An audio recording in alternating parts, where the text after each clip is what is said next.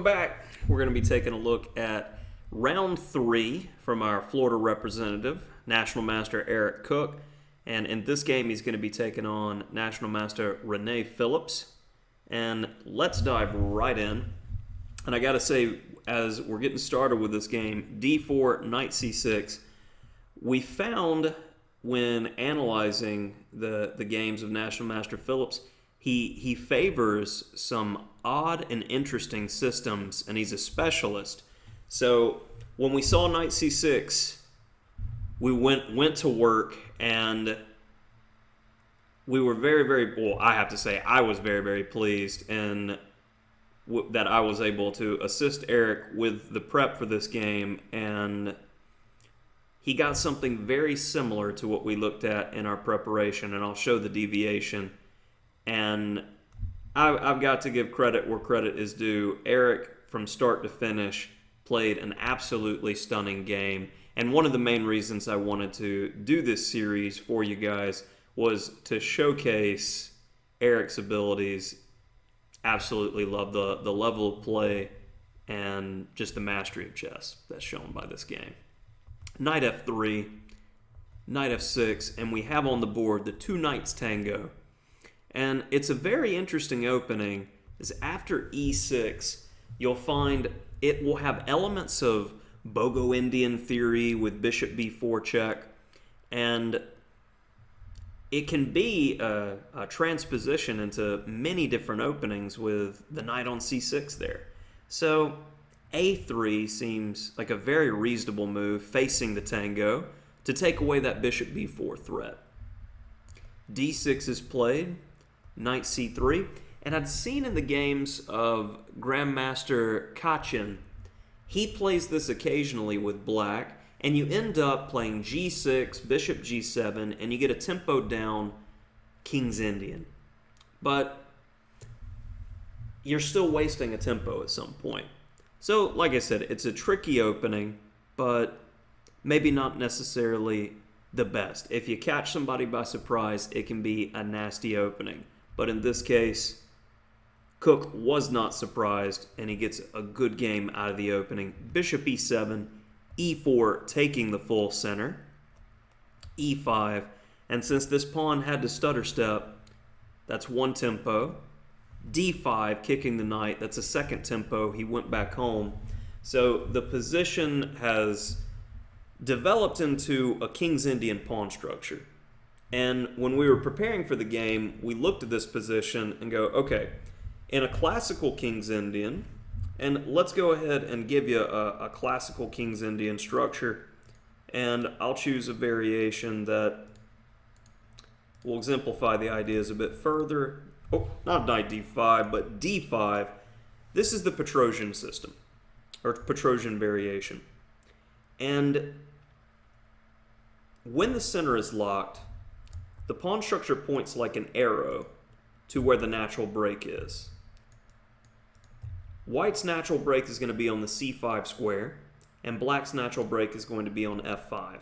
So that's why you see in these positions that after, say, this move d5, a5 is direct prophylaxis against b4 with the idea of c5. And then we go bishop g5, because if f5 is the move, direct prophylaxis against that idea. And we'll get these natural breaks that we're playing for. Well, black has the natural break in the standard King's Indian position, but once we reach this position, the standard break is very, very difficult to accomplish for black. You don't have g6, you're not prepared for e5, and white already has a3, and b4 could come very quickly. He's going to get in that c5 crushing break. So white has a plan. It's straightforward. It's important to understand that the pawn structures indicate the plan. So let's continue. Bishop e2, simple development. Bishop's on an excellent square. Castles. And now we see the move h3. And I like this move because it's locking down the g4 square, but why make this passive h3 move? Well, remember our plan. We want to play a c5 break. The best square for the bishop is going to be on e3 to facilitate this break, and we don't want it bothered by this knight coming to g4. h3, solid, simple, straightforward. And now we see that same move that we see from the King's Indian, playing against the idea of b4, prophylaxis. Now we castle. Knight a6. And we had discussed a position very similar to this, but Eric already starts to shine. He is best in middle games, and creativity is pumping here. b4. And this is a counterintuitive move and a novelty according to my database. We can't exactly grab this pawn because you have a little rook problem there. So after b4, we're going to be playing c5 and getting our breakthrough. Otherwise, black is going to have to make some major concession.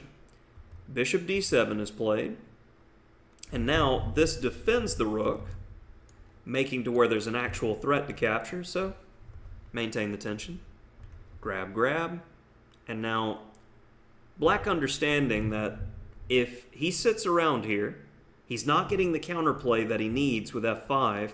We're just going to go bishop e3, c5, and it's going to intensify. The pressure is just gradually going to build to its breaking point for black. So black makes a good choice here in playing c5, fighting for the critical square. Eric had two options here. I found one option to be very interesting.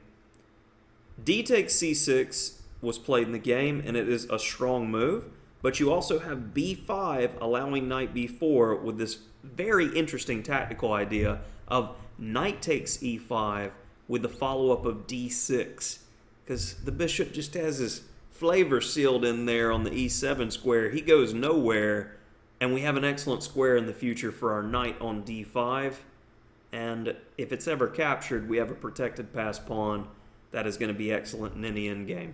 So that was a definite strong alternative to d takes c6 seen in the game, but I definitely would have played d takes c6 myself. Other line is very engine-esque. b takes c6, bishop e3, all the pieces are getting on good squares.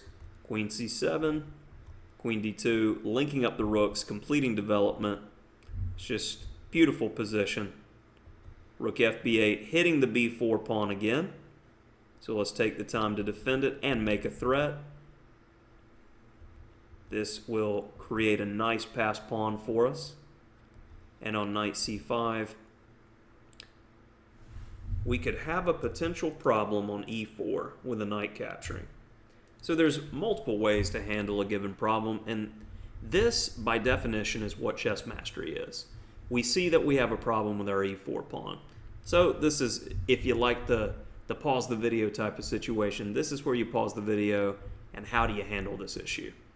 All right, moving on, for those that don't like the pause game, what is the best way to handle this? And the best way to handle it is rook f to c1, activating our final piece. And now, in the event of knight takes a few times, we are going to have a discovery on the queen with our well-placed rook. Rooks were made for open files. That's where they need to go. Bishop e6 in a very Najdorf-like maneuver. Bishop's on a good square there, but since it's on a good square, let's bother it. Knight g5, go away.